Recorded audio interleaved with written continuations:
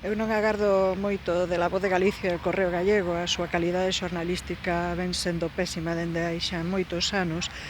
pero en vista de como están tratando o problema que hubo pois estes días en Compostela, as cargas policiais e ese peche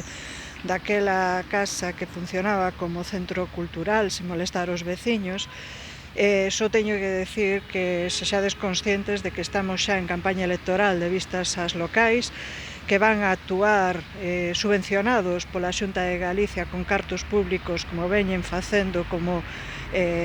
pois propaganda, medios de propaganda, e que sexades conscientes diso para non darlle argumentos nin munición porque xa os buscan eles sin necesidade de nos darlle máis. É noxento que os xornalistas que teñen calidade, os xornalistas que queren facer o seu traballo, teñan que estar baixo as cordas da opresión e a censura, e isto ven pasando xa en Galicia dende hai moito tempo e seguirá acontecendo. Non hai máis que ver a situación na que están os traballadores del Correo Gallego.